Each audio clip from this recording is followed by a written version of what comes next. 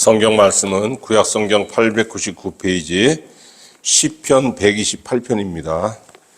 같이 읽겠습니다. 여호와를 경외하며 그의 길을 걷는 자마다 복이 있도다. 내가 내 손이 수고한 대로 먹을 것이라. 내가 복되고 형통하리로다.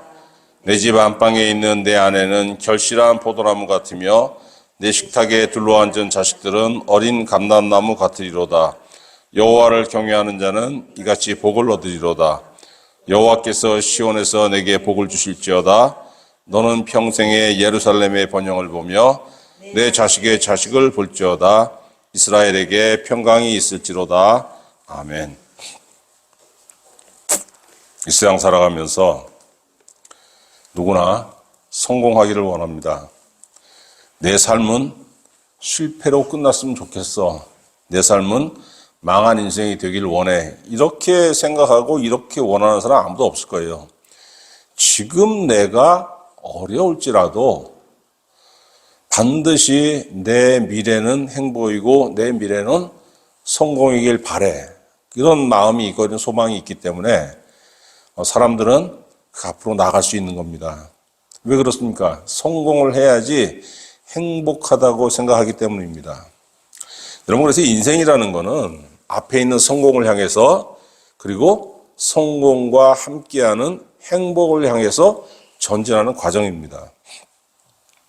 사람들은 어느 분야에서 성공하길 바랍니까? 많은 것이 있겠지만 크게 얘기하면 두 가지죠. 첫 번째는 자기 일에서 성공해야지 필요한 것을 벌 수 있고 또 생활이 윤택해지기 때문입니다. 그리고 두 번째 뭐냐면 가정이에요. 일과 가정은 사람에게 가장 중요한 삶의 터전입니다. 그런데 어떤 사람은 자기 일에서 또 자기 가정에서 다 성공하는 사람이 있고 어떤 사람은 두 가지 다 실패하는 사람이 있습니다. 물론 요즘은 그냥 하나는 성공하고 하나는 실패하고 가정을 잘 지켰는데 밖에서 일은 시들시들하고 일은 성공했는데 가정은 이제 박살나고 그런 사람들도 꽤 있죠. 어떻게 해야 여러분 성공할 수 있겠습니까? 얼마나 많은 얘기들이 있어요.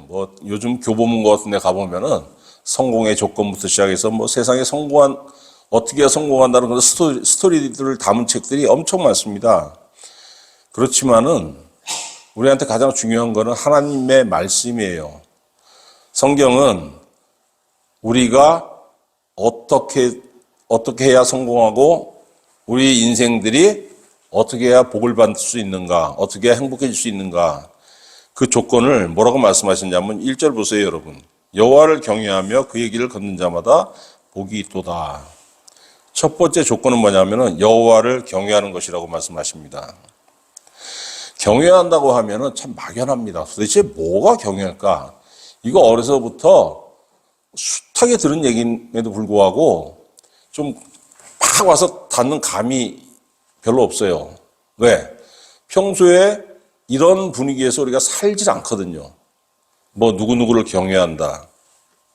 신앙생활을 하더라도 교회를 그냥 왔다 갔다 하는 것이 대부분일 뿐이지 우리가 신앙생활 하면서 하나님의 존재를 크게 느끼고 그러면서 어떤 때는 그냥 두려움에 사로잡혔다가 어떤 때는 하나님이 내 앞에 계시는 것 같으니까 막 그냥 몸서리 쳤다가 아니면 너무 그냥 감사하고 이런 체험이 거의 없단 말입니다. 그래서 경외라는 거는 참 우리한테 먼 감정입니다. 근데 여러분 간단하게 생각하세요.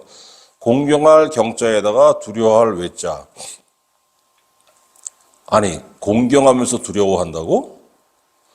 이거 말이 안 되는 것 같은데 연예인들 생각하면 되지 않습니까? 블랙핑크라든가 BTS 요즘 제일 유명한 사람들 아닙니까? 아주 그냥 골수 팬들이 있잖아요. 그 골수 팬들이 자기가 정말로 좋아하는 연예인 앞에 서면 어떻겠습니까? 함부로 막 할 것 같아요. 그러지 못합니다. 어느 정도 좋아하면 그럴 수 있는데 너무 좋아하면은 딱 얼어붙어요. 그 사람 앞에서. 여러분, 이게 경외예요. 이게 경외. 그러니까 압도당하는 거죠. 내가 너무 존경하고 내가 너무 사랑하고 내가 너무 좋아하니까 그 존재 앞에서 압도당하는 겁니다. 사람이 거룩하신 하나님의 존재를 느끼게 되면은 어떻게 되냐면은 첫 번째로 두려움이 엄습하는 거예요. 와, 근데 이게 두려움이 막 무서운 공포 이런 것이 아니고 내가 감당할 수 없고 내가 느낄 수 없는 너무너무 큰 그 신이 너무너무 큰 창조주께서 내 앞에 계시다는 게 느껴지면은 사람이 압도당하는 겁니다. 그러면서 또 어떤 감정이 듭니까? 와, 나는 얼마나 이게 복되고 나는 얼마나 행복하냐. 이 하나님께서 나와 함께 하신다니 말은 들었는데 진짜구나. 이 얼마나 여기서 이 좋은 감정이 우러나겠습니까? 여러분, 사람을 너무 좋아하게 되면은 그 사람의 사상도 좋아집니다. 그러니까 정치하는 사람들이 자기 지지자들이 있잖아요. 왜 그렇겠어요?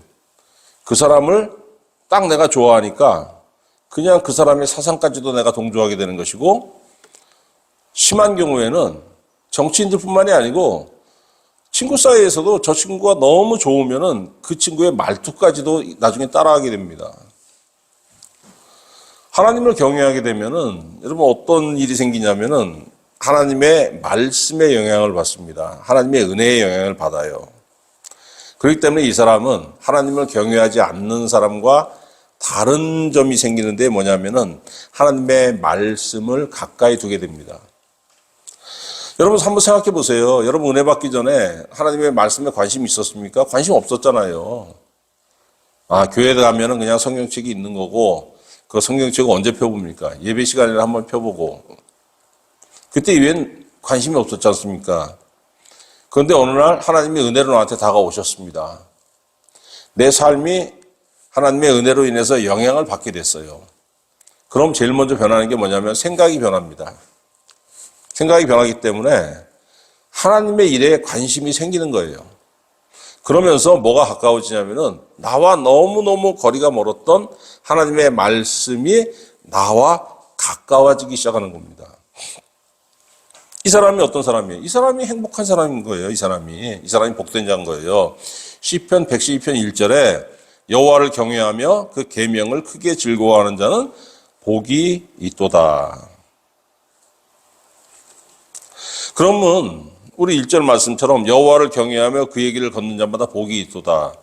왜 그러면 하나님을 경외하는 자가 복을 받는 이유가 뭡니까? 1절 여러분 다시 한번 보세요. 하나님을 경외하며 그의 길을 걷는 자마다.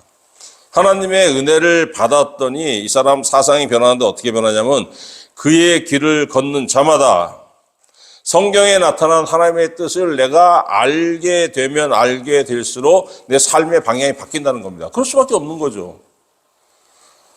내가 어떤 길을 정하고 싶은데 하나님의 뜻을 몰라. 그러면 하나님의 뜻 이외에 세상에서 나한테 가장 영향을 많이 끼치는 그거에 영향을 받게 되는 겁니다. 뭐든지. 와, 누가 나한테 돈 벌어야 된다고 막 그냥 충격을 꽝 줬어. 그럼 어떻게 됩니까? 와, 돈 벌어야 되겠다. 돈이 최고야. 인생이 바뀌는 거예요. 돈 하면서. 근데 어떤 사람이 딱 와가지고, 야, 돈이 아니야, 건강이야. 어? 너 뭘 해도 돈은 어느 정도 생기잖아. 근데 돈 많이 쌓아놓으면 뭐하니? 어? 너 암 걸리고, 너 뇌졸중 찾아오고 그러면 또 인생 끝나는 거 아무 의미가 없어. 건강해야 돼. 건강? 그럼 그 사람 어떻게 돼요? 그다음부터 막 그냥 뛰죠. 뛰고 그냥 걷고 막 그냥 운동하고.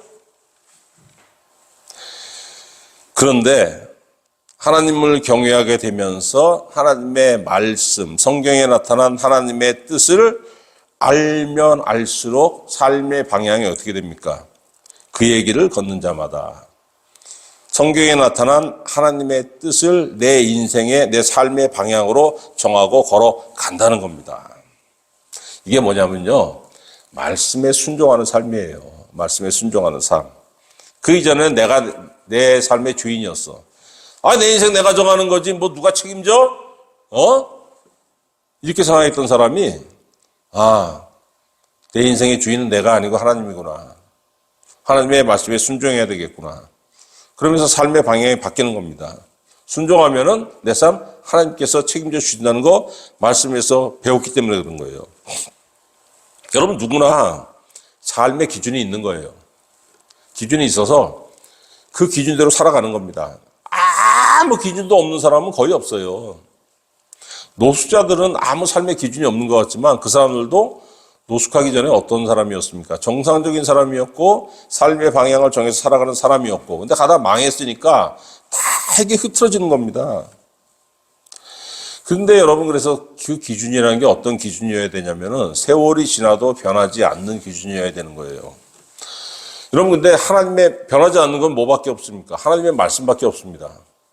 제가 한 10살, 15살 때 그 배웠던 그 어떤 지식들 70년대 이런 때의 지식을 가지고 이걸로 삶의 기준을 딱 세우고 2023년도에도 제 가족들한테 그렇게 강요하고 여러분한테 강요한다고 한번 생각해 보세요. 얼마나 끔찍합니까?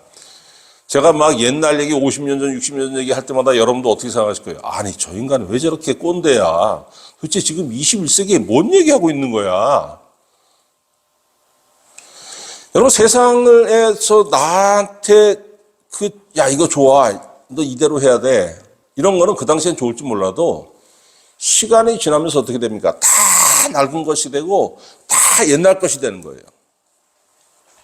그렇기 때문에 젊어서는 정말로 건전했고 정말로 강인했고 정말로 앞을 바라보고 뛰던 사람들이 나이 먹고서 갑자기 그냥 초점을 잃은 인생이 되는 이유가 뭐냐면은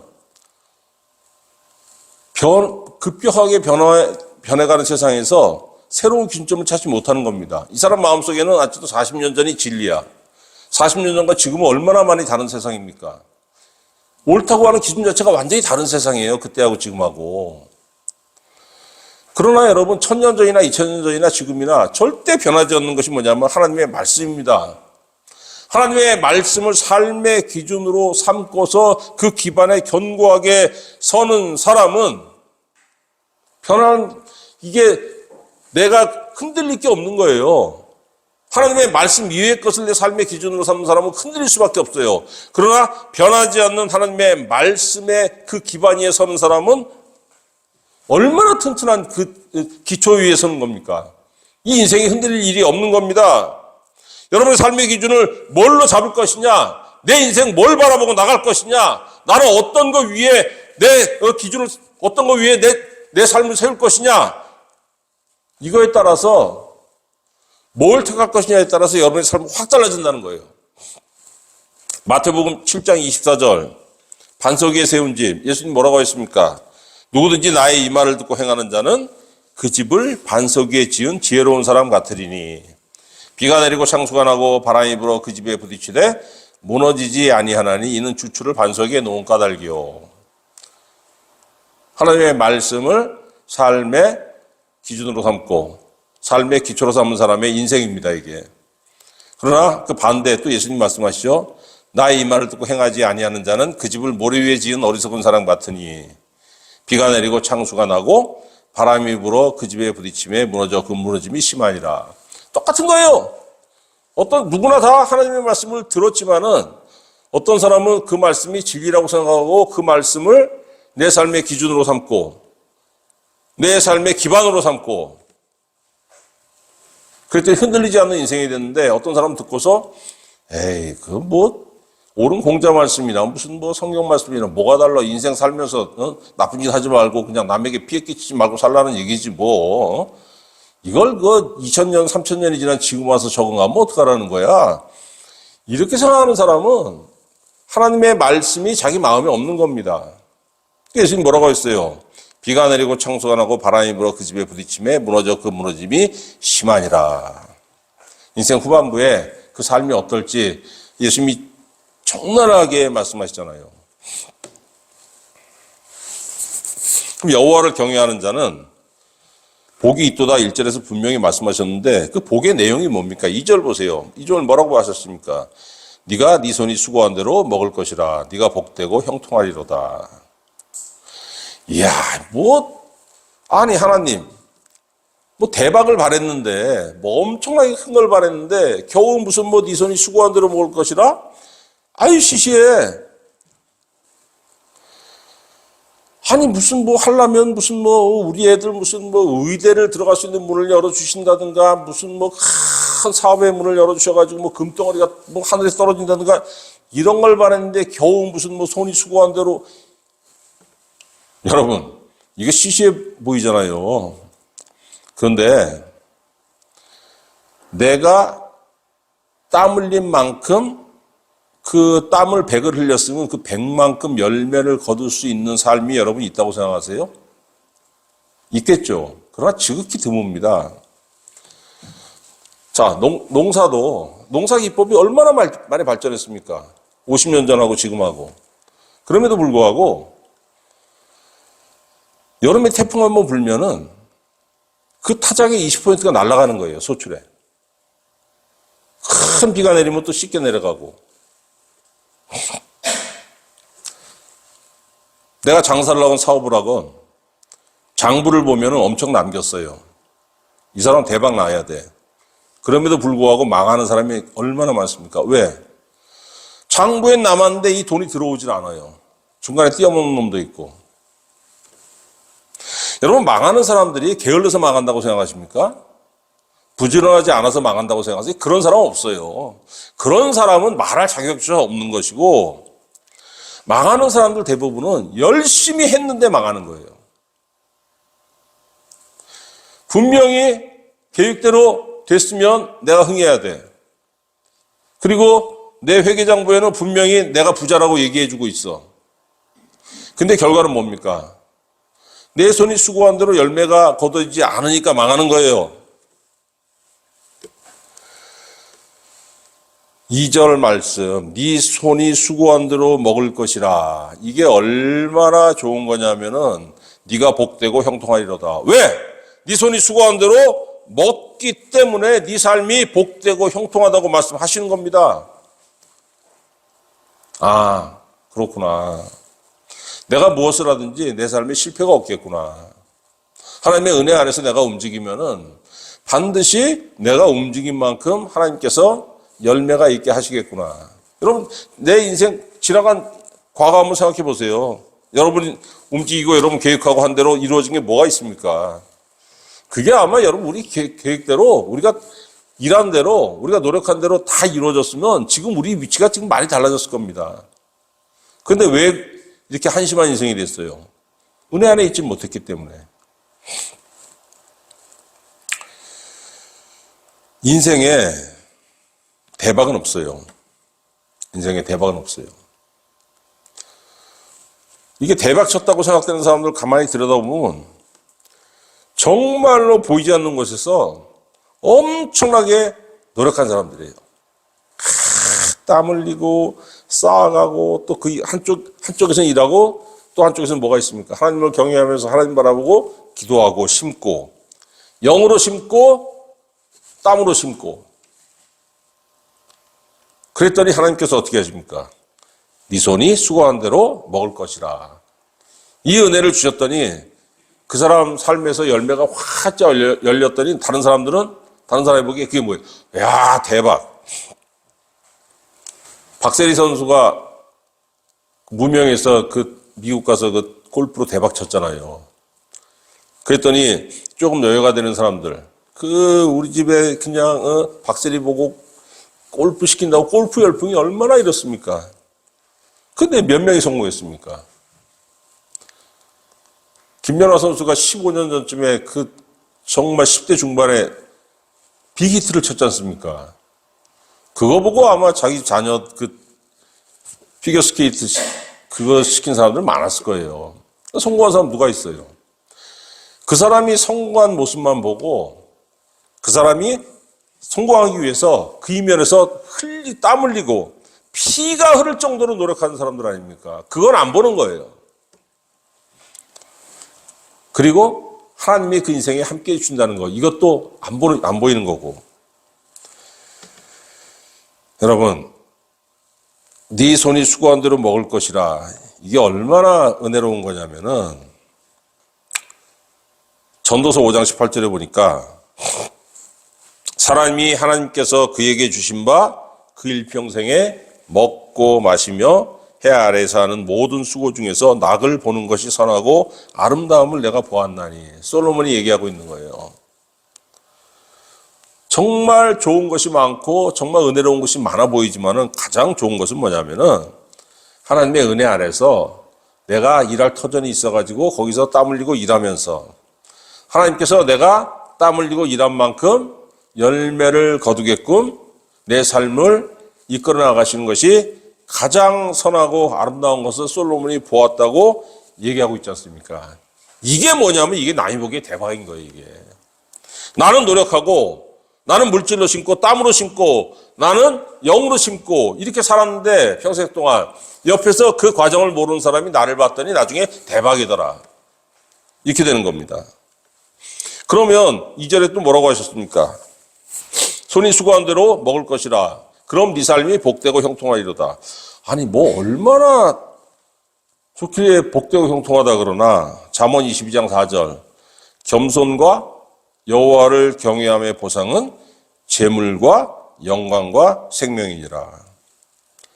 내가 직업에서도 노력을 많이 했고 내가 하나님을 경외하면서 내가 순종하면서 살았고 내 삶의 기반을 말씀에 놓았고 내가 하나님의 말씀이 진리라는 것을 깨닫고 난 다음에 그대로 쫓아가기 위해서 내가 살았더니 하나님께서 나에게 보상을 해주시는데 재물과 영광과 생명이라는 거예요. 재물은 뭡니까? 돈 벌었더라.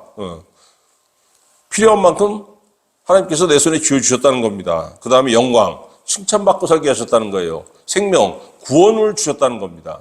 재물과 영광과 생명이라. 돈 벌고 칭찬받고 구원 얻고. 그래서요, 세상을 제대로 살기 원하면은 가장 먼저 할 일이 뭐냐면 하나님을 믿고 의지해야 된다는 거. 하나님을 경외하는 게 뭐예요? 하나님을 믿고 의지하는 겁니다. 근데 이게 안 돼요. 왜? 이 험한 세상 이걸 버티고 이걸 그냥 밀고 앞으로 나가야 되는데 신앙? 언제 신앙으로 나같이 뭐 신앙이 약한 사람 신앙으로 뭘 이루려면 저 위에 올라가야 될 것처럼 보이니까 야 내가 저 신앙의 어떤 그 경지에 올라가려면 몇십 년 걸릴 것 같거든. 아니 그럼 그 몇십 년 그 올라가는 동안에 뭐 나는 그냥 무슨 손가락 빨고 그래야 돼? 에이 안 돼. 어떤 사람에게 신앙이 너무 멀어 보이고 어떤 사람에게 또 어떻게 보입니까? 신앙이라는 거 약해 빠진 듯이 보이잖아요. 왜? 맨날 뭐 교회 가면 뭐 사랑을 얘기하고 뭐 은혜를 얘기하고 하니까 그거 약한 놈들이나 구하는 거지 세상에 강한 사람이 누가 그런 걸 구해? 그냥 힘이 팍 있어가지고 빵 밀어붙여야지만 그냥 될 것 같지 않습니까? 그래서 여러분 이런 사람들이 뭘 의지합니까? 신앙을 의지 안 합니다. 세상을 의지하는 거예요. 세상지에. 그럴 수 있죠. 누구나 그럴 수 있는 거예요. 그러나 빨리 빠져나와야 돼요. 내가 세상지에 머무르다 보면은 하나님께서 깨닫게 해주실 때가 있어요. 그럼 빨리 빠져나와야 되는 거예요. 깨닫게 해주심에도 불구하고 신앙에 확신이 안 서가지고 계속 거기에 발 담그고 있는 게 뭐라고 성경은 악이라고 하시는 거죠. 잠언 3장 7절 스스로 지혜롭게 여기지 말지어다 여호와를 경외하며 악을 떠날지어다. 이게 왜 악입니까 여러분? 세상 지혜를 의지하는 거는 결국은 뭐냐면은 하나님 분명히 말씀하십니다. 하나님의 지혜 이외에 세상 지혜를 의지하는 거는 자기 자신을 의지하는 거예요. 나 자신을 의지하는 사람 이 안에는 뭐가 없습니까? 하나님이 없어요. 이 사람은 스스로 잘난 사람인데 성공하는 사람 그래도 왜 이걸 못 떠나냐면은 예수 믿지 않고도 성공하는 사람 엄청 많은데요. 꼭 예수 믿어야 되나요? 예수는 나 그냥 왔다 갔다 하다가 나 죽은 후에 천국 가는 그거 보증수표로 삼고 이 세상 살면서는 내 뜻대로 그냥 한번 쫙 내 의지를 펼쳐보고 싶어요. 전도서 6장 2절에 보니까 솔로몬이 아주 하나님의 은혜 안에서 귀한 얘기를 우리에게 들려줍니다. 어떤 사람은 그의 영혼이 바라는 모든 소원에 부족함이 없어 재물과 부여와 존귀를 하나님께 받았으나 자기 살면서 계획했던 것들 나 돈 벌어야지 벌었어요. 나 권력과 지위를 얻어야지 얻었어요. 높아졌습니다. 그런데 하나님께서 그가 그것을 누리도록 허락하지 아니하셨으므로 내가 계획해가지고 내가 부자 되고, 내가 계획해가지고 높아졌고, 그럼에도 불구하고 하나님께서 하나님을 의지하지 않는 그 사람에게 어떤 조치를 취하시냐면은, 너 돈 많이 들어왔지? 너는 그거 못 써. 그런 사람이 있겠습니까, 여러분? 있습니다. 우리 친척 중에도 있어요. 친척 중에도. 몇십억을 벌어놨는데 70 넘어가지고 그 돈이 좀 많으니까 좀 택시 타고 다녀도 되고 그러는데 그 돈 아까워가지고 경로우대증으로 꼭 전철 타고 다니고, 돈을 몇십억을 벌어놓고 돈 아까워서 벌벌 떠다가 한 푼도 못 쓰고 돌아가 있어요. 다른 사람이 누리나니 이것도 헛되어 악한 병이로다. 평생 내가 땀 흘리고 내가 스스로 꾀를 내가지고 엄청나게 쌓아 올렸는데 하나님께서 그걸 뭐라고 하시냐면은, 나를 의지하지 않고 네가 스스로 쌓아 올린 거 그거 헛되고 악한 병이라고 말씀하시는 거예요. 여러분, 이거 얼마나 힘듭니까? 젊었을 때 내가 잘못했다는 거 알면은 고칠 수 있어요. 돌이킬 수 있는 시간도 있고 돌이킬 수 있는 힘도 있고. 아, 내가 나이 60대고 70대인데 내 인생이 잘못됐다는 걸 깨달았어. 돌이킬 수 있는 힘도 없고 돌이킬 수 있는 시간도 없습니다.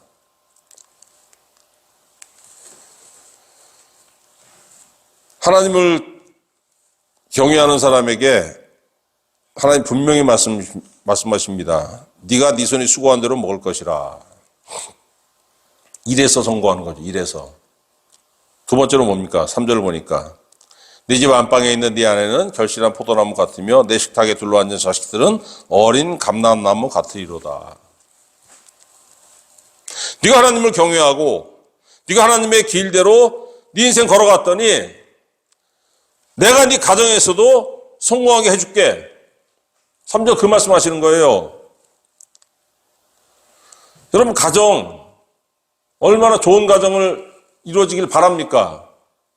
마음대로 됩니까? 자기 의지대로 일도 할 수 없는 게 내 가정의 모습입니다.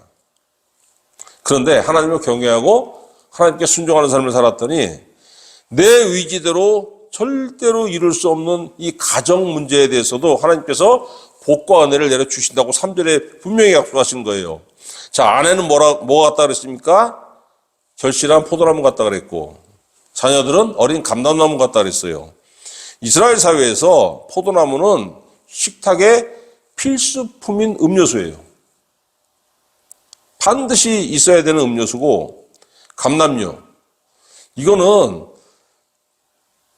또한 필수품입니다.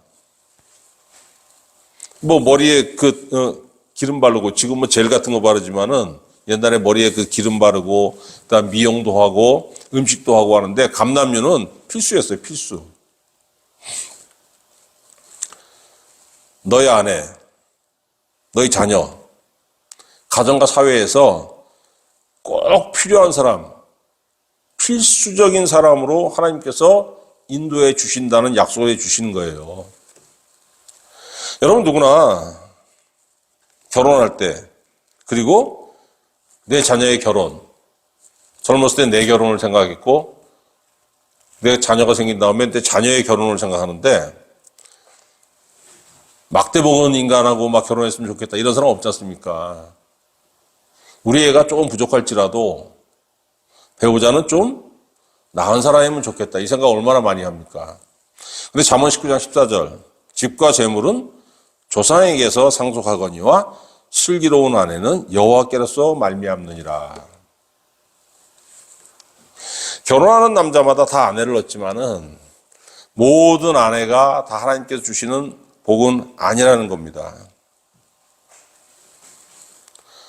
좋은 아내는 어디서 오느냐? 여호와를 경외하는 자에게서 하나님께서 주시는, 여호와를 경외하는 자에게 하나님께서 주시는 선물이라는 거예요. 이혼하는 부부, 원수로 사는 부부 얼마나 많습니까? 그런데 하나님을 경외했더니 하나님께서 배우자를 주시되 은혜 안에서 화목한 가정을 이룰 수 있는 배우자를 주신다는 거예요. 집과 재물은 조상에게서 상속하거니와 슬기로운 아내는 여호와께서 말미암느니라. 이건 옛날에 남성 위주 사회니까 이렇게 써졌지만 지금 시대를 읽으면 어떻게 됩니까? 슬기로운 배우자는 여호와께로서 말미암느니라. 내가 하나님을 경외하고 내 딸이 하나님을 경외했더니 하나님께서 좋은 남편감을 주셨다. 내 아들이 하나님을 경외했더니 하나님께서 좋은 며느리감을 주셨다. 이런 고백이 나올 수 있다는 겁니다. 여러분 한번 생각해 보세요. 우리 가정이 그렇게 행복한가? 내가 미련한 아내일 수 있고 내가 난폭한 남편일 수 있고 그래서 우리 가정 그냥 평탄하지 못하고 문제 많은 가정일 수 있는 거예요. 슬기로운 가정, 화목한 가정이 몇 가정이나 되겠습니까? 대부분 문제 있는 가정이 더 많죠. 그러니까 얼마나 내 속이 썩어 들어갑니까? 그러나 여러분, 이 3절은 또 무슨 약속입니까? 너 여태까지 그래 왔을지라도 지금부터 하나님 경외해봐. 지금부터 삶의 방향을 바꿔봐. 지금부터 네 생각 바꿔봐. 그러면 네 가정에 하나님의 은혜가 임함으로 인해가지고 다 고쳐질 거야. 부부의 삶이 변해간다는 약속이에요, 여러분. 자녀는 어떻습니까, 여러분? 누구나 자녀에게 거는 기대가 있습니다. 그러나 절대로 그렇게 되지는 않습니다. 그 최고 권력자라고 했던 이병철 씨, 삼성 창업자, 자녀 문제만큼은 자기 마음대로 못했잖아요. 서울대 경제학과, 경영학과 여기 내 아들들이 가길 바랬는데 거기 간 자녀가 없습니다. 그런 건 여러분 중요한 게 아니에요. 왜? 내 삶은 내 삶이고 자녀의 삶은 자녀의 삶이고 다른 사람 아닙니까? 다른 사람. 중요한 거는 자녀를 키워내는 거예요. 부모의 의무는. 부모답게 키워내고 그러면 그 아이의 인생이 따로 있지 않습니까? 그 아이의 인생에 뭐가 임해야 되는 거예요? 하나님의 은혜가 임해야 되는 거예요.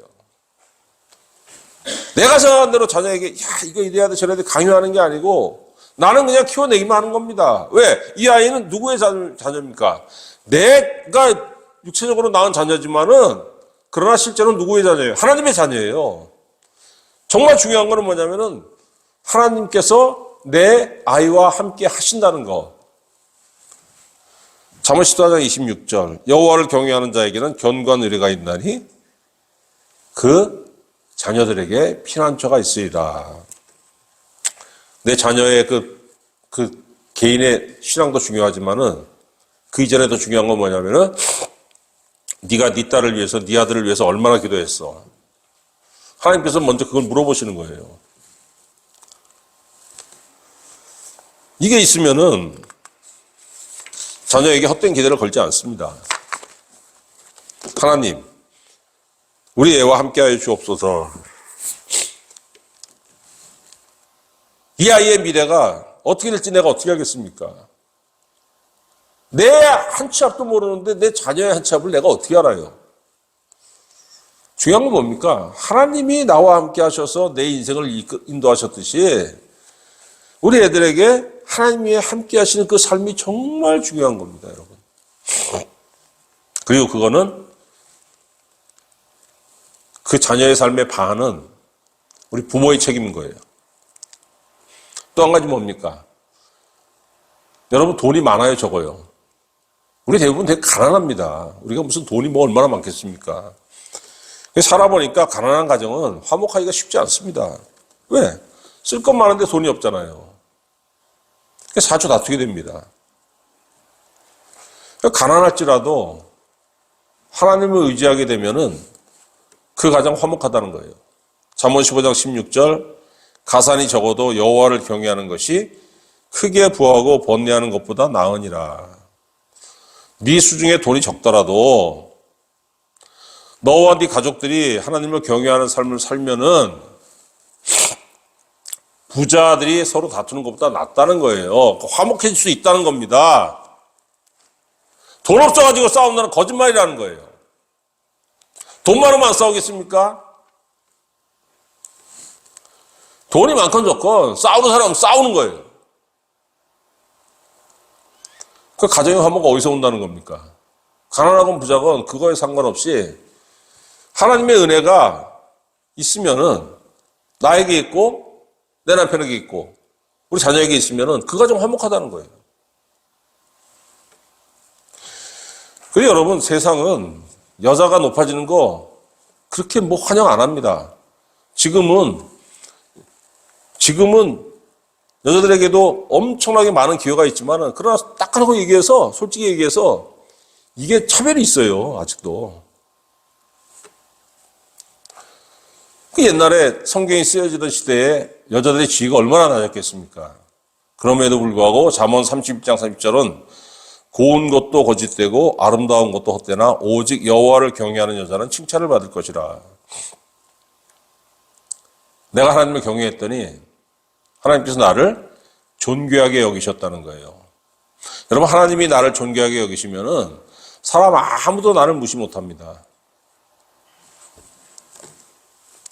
모든 것이 은혜에 달려 있는 것이고 모든 것이 나와 하나님과의 관계에 달려 있는 거예요.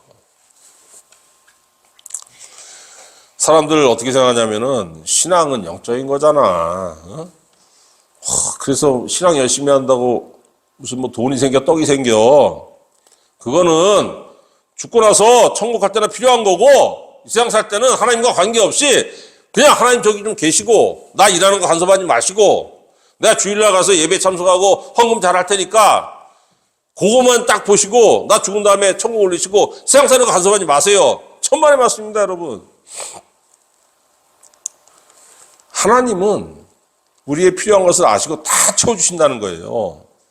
하나님의 은혜, 내 삶의 일상과 매우 밀접하다는 겁니다. 전도서 2장 24절 사람이 먹고 마시며 수고하는 것보다 그의 마음을 더 기쁘게 하는 것은 없나니 내가 이것도 본즉 하나님의 손에서 나오는 것이로다. 내가 먹고 마시며 수고하는 건 모든 것들이 다 나를 기쁘게 하는 그 얼만큼 좋아야 되는 겁니까, 여러분?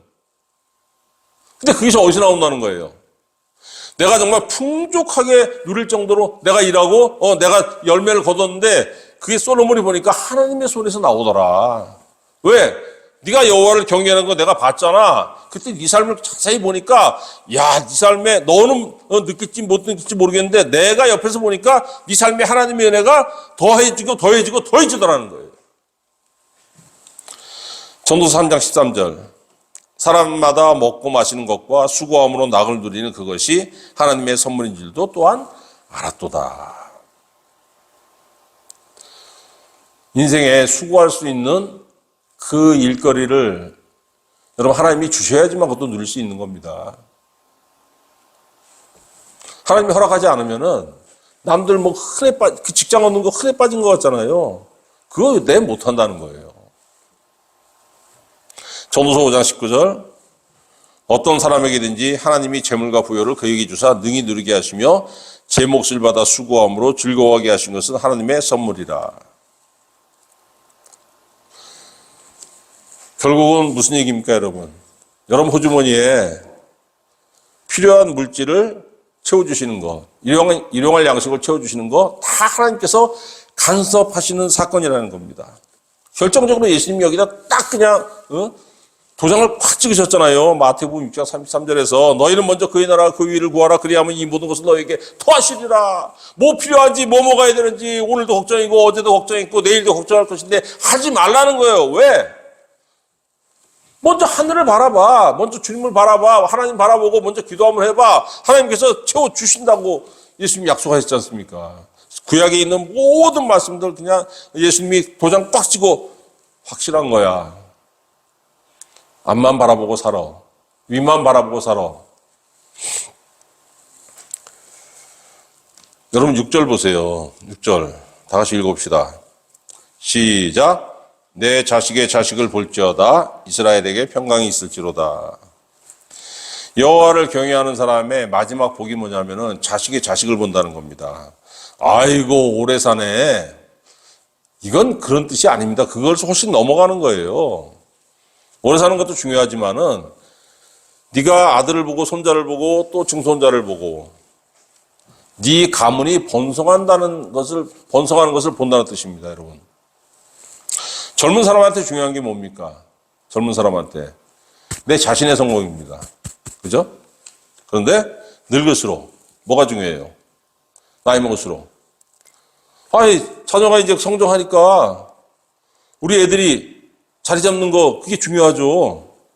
더 늙으면은 손자 손녀가 막 20살 넘어가고 하면은 손자 손녀가 이 사회의 구성원으로 확실하게 자리 잡는 거 그게 중요하지 않습니까? 자식의 자식을 볼지어다. 이게 그 뜻입니다, 여러분. 젊어서는 내 성공이 중요한데 나이 먹으니까 내 후손들이 번성하는 거 이것이 내 삶의 최후의 열매라는 거예요. 여러분 무슨 말씀입니까? 한 사람이 하나님을 경외하고 하나님께 순종했더니 그 사람뿐만이 아니고 그 사람의 가정, 그 후손들까지 다 번영하는 터전이 되었다는 거예요. 여러분 지금 128편인데 127편 보세요. 127편 1절.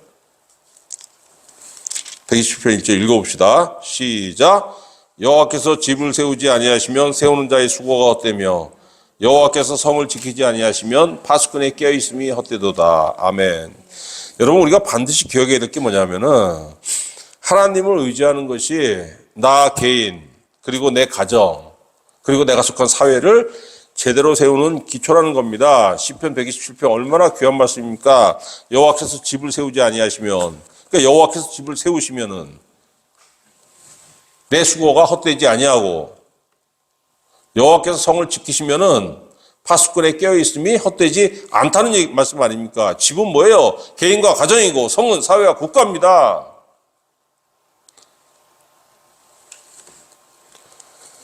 하나님의 은혜 안에 있을 때 모든 것이 된다는 거예요. 이 약속은 신약 성도들에게도 여전히 유효하죠. 요한복음 10장 7절 너희가 내 안에 거하고 내 말이 너희 안에 거하면 무엇인지 원하는 대로 구하라 그리하면 이르리라. 어떤 사람이 주님 말씀 안에 거합니까? 하나님을 경외하는 사람, 은혜 받은 사람, 구원받은 사람, 하나님을 사랑하는 사람. 그 사람이 기도할 때 어떤 기도를 합니까? 하나님 보시기에 터무니없는 기도가 아니고 하나님의 뜻에 맞는 기도를 하게 돼 있는 거예요. 그럼 하나님께서 그의 기도에 응답하셔가지고 삶의 열매를 맺게 하신다는 겁니다. 여러분 신앙과 삶은 절대 분리되는 게 아니에요. 사람들 착각하는 게 신앙과 삶은 달라. 신앙은 신앙이고 삶은 삶이야. 아닙니다. 신앙이 망가진 사람은 삶이 망가지고 하나님께 신앙을 인정받은 사람은 그 삶이 복되고 풍요로운 거예요. 여러분 개인이 복되고 풍요롭기를 원하고 여러분의 가정, 여러분의 후손들이 복되고 풍요롭기를 원하신다면은 여러분이 제일 먼저 하나님을 경외하시고 하나님께 기도하고 하나님께 인정받으시길 바랍니다. 어떻게 해야 돼요? 하나님의 말씀으로 내 삶의 터전을 쌓고 내 삶의 방향을 잡아서 나가고 그러므로 인해서 여러분의 삶이, 여러분의 생업이, 여러분의 가정이 복된 열매, 하나님께 주시는 은혜의 열매 풍성하시기를 우리 구주 예수 그리스도의 이름으로 축원합니다. 기도하겠습니다.